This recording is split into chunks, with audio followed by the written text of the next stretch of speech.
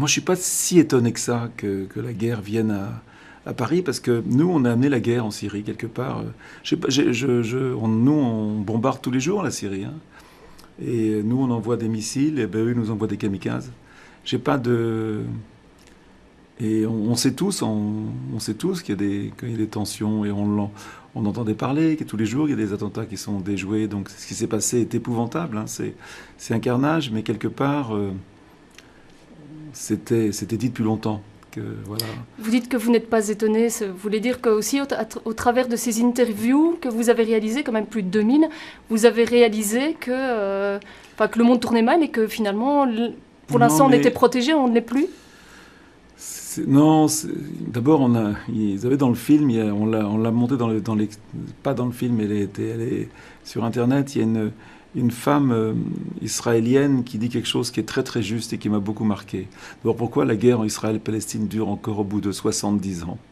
C'est une question qu'on peut se poser, quoi. Je me souviens que j'étais gosse, on parlait de la guerre de 100 ans. Là, c'est une guerre qui dure depuis 70 ans, ça paraît impossible. Comme au bout de 70 ans, on n'est pas arrivé à 100 ans, on a trouvé la solution, parce que la haine n'amène que la haine. Et à un moment, il y a une femme israélienne qui dit, de toute façon, tant qu'on n'aura pas compris que moi, je suis une femme israélienne, mais je suis aussi la femme palestinienne qui se fait exploser dans une école.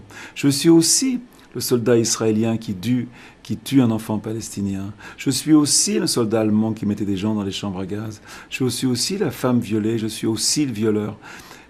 Et on a tout ça en nous, on a tout ça, et tant qu'on n'aura pas compris ça, on n'avancera pas. Et je pense qu'elle a entièrement raison. Il n'y a pas d'un côté les très méchants et de l'autre côté les gentils. Dans Human, on sait bien que c'est nous qui parlons. Et quand dans le film, il y a un moment très fort où il y a un soldat américain, des vétérans, qui explique le plaisir qu'il a pris à tuer, cette sensation qu'il n'arrive pas à expliquer, et qu'il a gardé des armes chez lui, qu'il espère que quelqu'un va rentrer pour pouvoir tuer à nouveau. L'homme aime tuer, ça fait partie de notre vie, et ça fait partie de notre histoire. Et bien sûr qu'il faut lutter contre ça, mais il faut savoir que ça existe. Voilà. Et ça, pour moi, ça a été une découverte. Et quand vous pensez que, d'abord, je pense que la guerre rend fou, que de tuer quelqu'un, c'est pas quelque chose d'anodin.